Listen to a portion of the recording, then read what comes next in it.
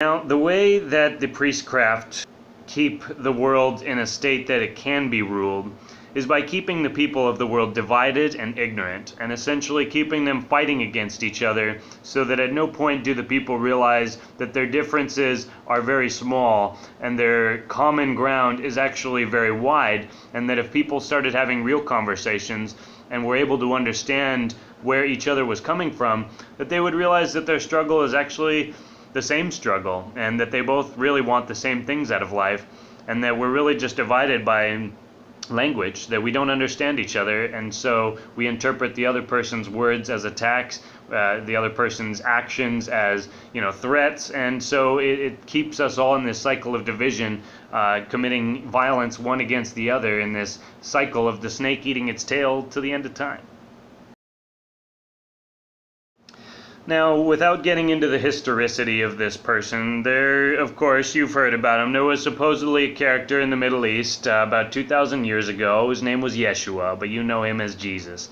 And he essentially made the point to people of his day that as long as we keep locked within this cycle of death and destruction, an eye for an eye, it leaves the whole world blind. That as long as we keep following in this pagan path of bloodshed, of eye for an eye, and fighting and killing because one person wronged you, you're going to kill them, and it's just going to keep the chain going. He pointed out that you can only break the cycle, we can only break the cycle when we stop the snake from biting its own tail, and we acknowledge that the world has had suffering and that the world will have suffering, but it will only stop when we acknowledge that we are a part of that cycle, and that we are either complicit in it, participating in it, or we're not participating in it, and we're doing whatever we can to stop the cycle.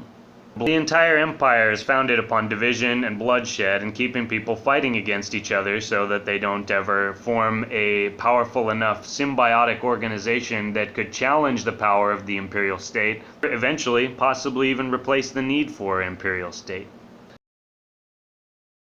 Now, Jesus showed up on the scene and was basically commenting on all the ridiculous, cultural and religious standards of the day, and basically how unethical they were, how profoundly ignorant they were of the suffering that they were causing to other people.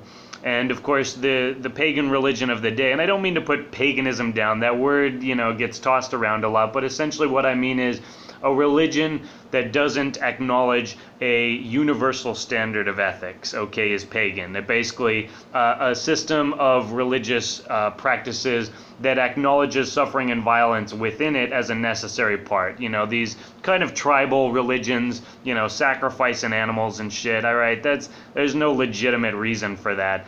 It's impossible for me to conceive of a divine, omnipresent, omniscient, benevolent God saying, well, I'll take care of you, but only if you kill an animal, or only if you wear a funny-looking fish head on your head as a hat. Jesus showed up on the day and started criticizing all the, cultural and religious standards of the day, and basically throwing them out and said, this is not what the essence of worship of the Creator is about, okay? These are distractions for us. We are not focusing on the divine source of the universe, of the life force that generates all things and the miracle of life on this planet. We're focused on fulfilling all these weird, ancient Judaic traditions or whatever, these hymns and prayers to the gods or to the planets. And he said, this is not what our Creator wants. This is not what my Father wants. This is a bunch of baloney. And this all culminated with him going into the temple where the Jewish leaders were essentially exchanging money. They were performing commercial transactions in supposedly the house of God. And Jesus went up there, all bent out of shape, flips the tables over, starts whipping the bankers out of the building, and chases them out, saying, this is the house of God. You will not be doing this in the house of God. And this is when Jesus caught the ire of the empire. Essentially, he was preaching a philosophy that said, the government does not own you. You are a child of God, okay? You have infinite potential inside of you. You are a connection to the entire universe, all right? You were made in the image of the divine intelligence, of the Creator, and that we have so much potential, and we're wasting it because we're afraid, because we don't understand how much power we have. And so we defer ourselves to the empire. There's a lot of Christians who will disagree with my interpretation of Christianity as an anarchist religion, but my claim today is that those people are brainwashed by the same entity that has brainwashed the Zionist Jews and the same entity that has brainwashed the entire Muslim world, and that is the Vatican.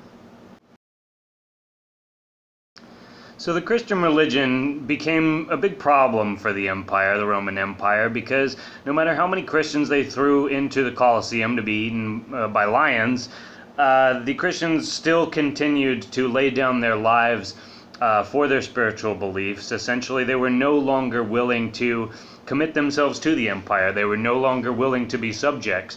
Instead of seeing themselves as subjects of the Roman Empire, they saw themselves as children and heirs to the kingdom of God.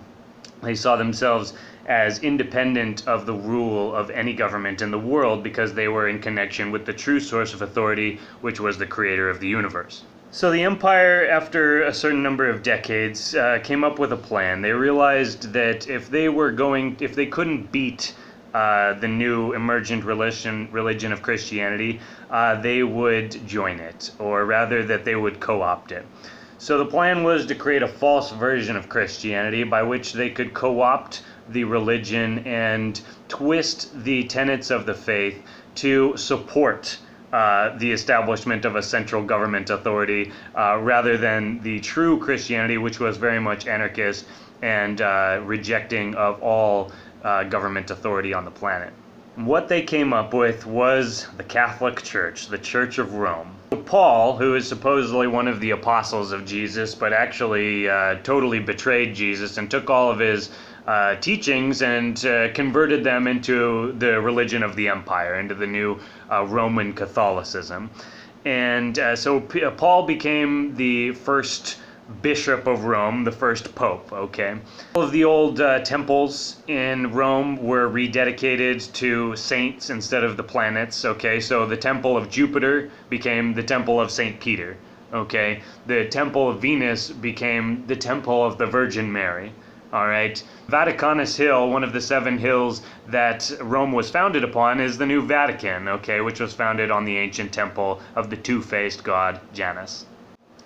Now, even with the Roman Catholic Church established and the co-opting of the Christian religion by the Roman Empire, still the true Christians and the true Jews essentially were still a big problem for the empire. They were still refusing to be subjects of the empire and were going their own way, and basically in North Africa and various periphery locations in the Roman Empire were dedicated to studying the work of the Creator.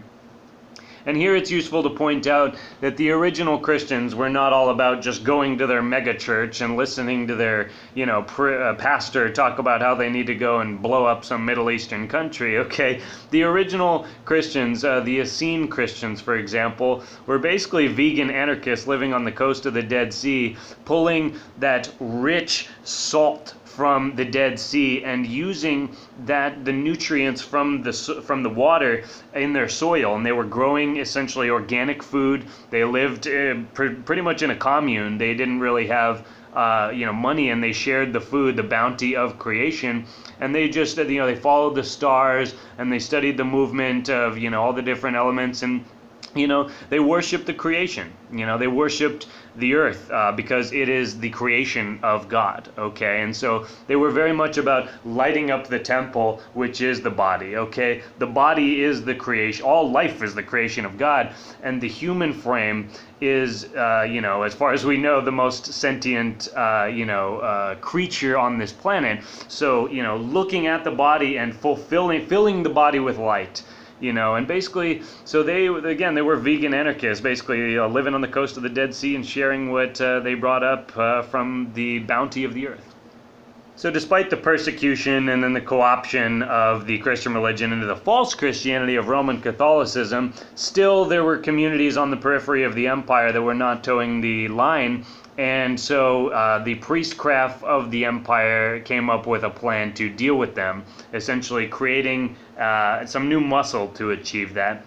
And this is where we come to the meat of the conversation, which is, to break it down in simple terms, that the Vatican, the Church of Rome, created Islam, okay? The Prophet Muhammad was trained in Rome. Khadija, a very, very important figure in the history of the development of Islam. Khadija was Muhammad's first wife. Khadija was the one who basically gave him a lot of influence, okay? And Khadija was essentially a nun, okay? She was a Roman Catholic, and she was appointed, and she was sent out by the priestcraft of Rome to go and find a new Messiah character for the Arab peoples, you know, of the Arabian Peninsula. And so what they were planning to do is to create a new religion for the Arabs. And their goal was to have the new religion be harmonic with the Roman Catholic religion so that the Church of Rome could use the religion as a weapon against their enemies, which in this case would be the true Christians and the true Jews. So eventually Khadija found Muhammad and trained him, and there are a lot of similarities between Islam and Roman Catholicism when you break it down. They both include a pilgrimage as part of their religious instruction. There's idol worship, there's rosaries and bead necklaces. They basically they worship the same angels, you know, Raphael, Gabriel, Uriel, and you know, Michael, you know, and the Virgin Mary, okay, basically they both have reverence for the Virgin Mary, and this comes out of an event called Fatima, which was basically some sort of appearance in Portugal in, I believe, 1917. And basically this was an appearance of the Virgin Mary. Some people have described it as a UFO event, or something appeared, and basically all these people were watching, and it was a vision of the Blessed Virgin Mary. And this was at a time when Portugal was going socialist. Okay, this was 1917, same time that the Bolshevik Revolution is happening in Russia, and this is, you know, the tail end of World War I. And so the Fatima vision happens. All of a sudden, all of these Muslims, you know, start believing in the Virgin Mary, and it creates this kind of harmonious union focal point between the Islamic religion and the religion of Roman Catholicism.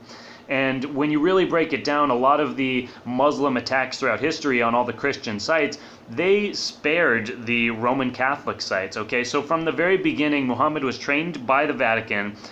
His first wife was a Catholic nun, all right? The Vatican had a deal with Muslims for them not to attack Roman Catholic sites when they were going and attacking the rest of the Christians and the Jews. Okay, so it's been this unholy alliance that the Vatican created Islam in order to wage war against the true Christians and Jews who were their true enemies. And the reason for that is because the true Christian religion is an anarchist religion, and it disavows the authority of the imperial state and nullifies its ability to enslave humanity.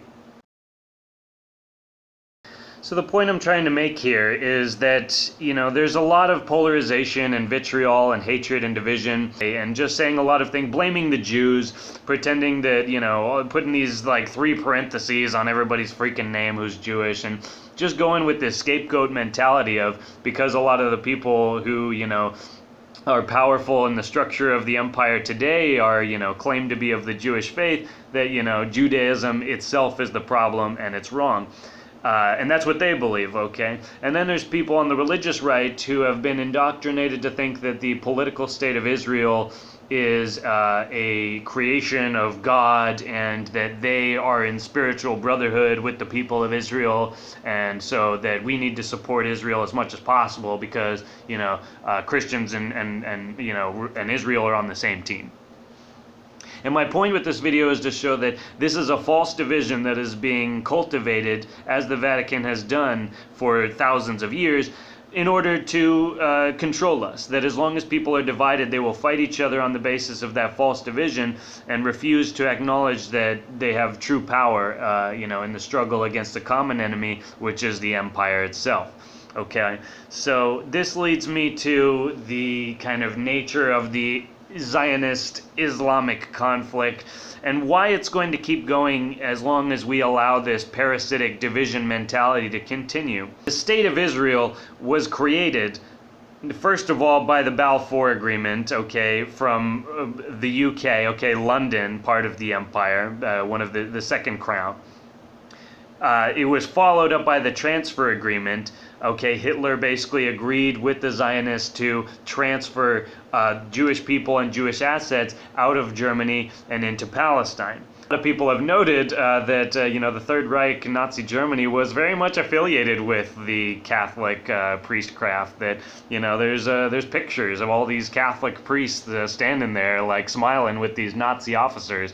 And so, okay, we have the Second Crown of London establishing through the Balfour Agreement the State of Israel, or at least the intent to create a Jewish state in British Palestine. Then you have the Havar Agreement, which was basically Hitler allied with the empire through the First Crown in Rome, allowing and facilitating the transfer of Jews to British Palestine. And of course, you just had the establishment of Israel on its own terms in 1948. But the point is that people are out there claiming that Israel and like Jews are the top of the pyramid and Jews rule the world and America is controlled by Israel and all this, basically casting Israel as the ultimate bad guy. Okay? And my point is that Israel is a creation of the imperial state that rules from the Triple Crown of Rome, London, and Washington, D.C. Okay, Jews are not the problem here. And if you think that you are, you're misdirecting. And there's plenty of people on the internet who are paid by the government to misdirect and attack the Jews and just make the rest of us look like a bunch of racist, crazy assholes. All right? And, a lot of times that works pretty well. And on the other hand, we have Islam, which basically Muhammad was trained by the Vatican. His wife was a Catholic nun. The religion has been constructed to be harmonic enough with Roman Catholicism that, certain tactical alliances can be formed. Essentially, the Vatican created Islam always as a weapon to be used against Christians and Jews, as they saw fit. And the State of Israel was created kind of as a military outpost for the empire to take over the Middle East, Again, even though each side is controlled, it's the synthesis of the thesis and the antithesis which creates the change that they wish to see. So through the battle of the Zionists and the Muslims, they can create a third outcome, which is to the benefit of the empire. And there are people out there just blaming Muslims, basically all Muslims are bad. And here's the thing, is that all Muslims aren't bad, but we've got to acknowledge that Islam is not the religion of peace, okay? It's a religion of submission.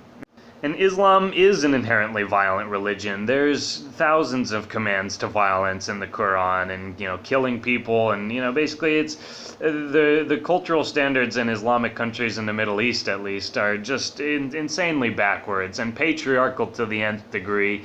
I mean, women have very little rights in Islamic societies, at least in like Saudi Arabia. And, again, they didn't have the printing press for 300 years while Europe was going through the Enlightenment and the Renaissance. So they're stuck 300 years behind Western civilization.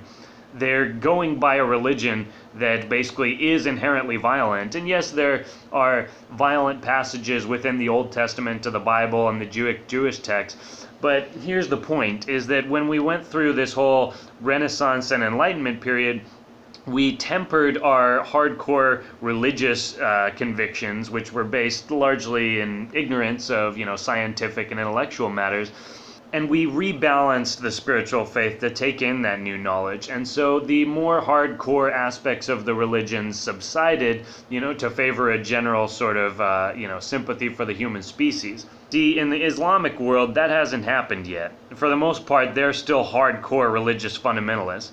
And while I do absolutely agree that the majority of Muslims are not terrorists or, a threat to people, the fact is that they still tacitly support those acts of terrorism, okay? If you look at the polling data, the majority of Muslims actually do support, a lot of the terrorists acting in the name of Allah, and committing violent acts, blowing themselves up. Do all Muslims support it? Absolutely not. But do the majority?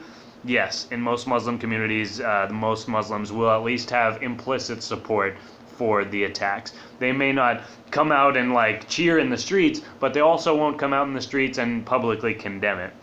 And there's very powerful control systems built into the Islamic religion, okay? There's Sharia law, there's Islamic courts, okay, that, operate You know, like for example, in Europe, in Germany, where they're taking in lots of Islamic immigrants, okay, they set up their own Islamic courts. They don't take their problems to the German court. They settle it within their own little religious, you know, kangaroo court.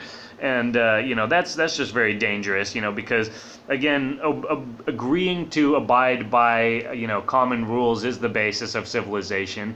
I don't think we need a government to have an agreement to abide by common rules. I think, you know, that's something that culture affords us. So to sum it up, the people who are throwing hate at Jews need to take a breath, okay? And also, the people who are throwing hate at Muslims need to take a breath and realize that yes, there are real racist cultural divisions in all of these groups and antagonisms that won't be palliated by one YouTube video or one nice conversation or, you know, one MTV segment chastising everyone's Islamophobia. But if we're going to make any progress, what we need to do as a species is acknowledge that we are one human species and that yes, we have these divisions, but they have been cultivated. They have been deliberately cultivated by a priestcraft that has been here ruling us for thousands of years, and the main way that they do it is divide and conquer. And so it's important that we understand the nature of Islam, to understand the nature of Zionism, to understand the nature of most branches of Christianity. That they are all deceived by Satan. They are all deceived by the Antichrist. And the Antichrist is the Church of Rome. That we are all bound in one global imperial structure. And there is a struggle taking place on this planet. It's been in motion for hundreds of years. And right now we are at a very critical moment when we realize that this is not about right versus left or black versus white or Muslim versus Jew. It's about right and wrong. Okay, that there is such a thing as ethics, universal, objectively identifiable ethics on this planet, and that all humans are intuitively aware of it when they are born. And what we have on this planet is two archetypal segments of the human population. We have people who hold on to at least some semblance of ethics and morality, whether it's religious overtones or not, does not matter. And then we have another segment of the human species that has abdicated ethics and morality and does not even accept that such standards exist at all. And at very most exist only in a moral relativism in which there is no absolute right and wrong, there's just different standards of violence, and that all the religions are equally right and equally wrong. So this is really the New World Order. The New World Order is the Vatican's plan for the planet, the Empire's plan for the planet, and what it entails is the abolition of religions and the establishment of one global religion, the establishment of one global government, which itself is only a recreation and a reunification of the Roman Empire that never collapsed, but only splintered into different temporal ruling components, while the emperor still retained power, but he did not claim to hold temporal power over the whole planet, but only spiritual power. That the Pope claims to rule your soul, and proclaims to rule my soul, and proclaims to rule the soul of every human on this planet. And of course he'll sit up there and spout his pious fake morality, but that's the state of the game, and that's the way it's been for 2,000 years.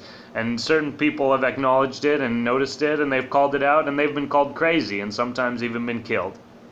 But we live in a very special time right now that was forecast by the character known as Jesus and was known for many hundreds of years that would come, basically when the human species came into the truth again and was able to see through the lies and deception that the Antichrist, aka the Church of Rome, had put before them. And that time is now. And I am happy to be participating in this struggle by bringing you the information that I've dredged up from the darkness over my struggle and my own adventure on the course of this incarnation.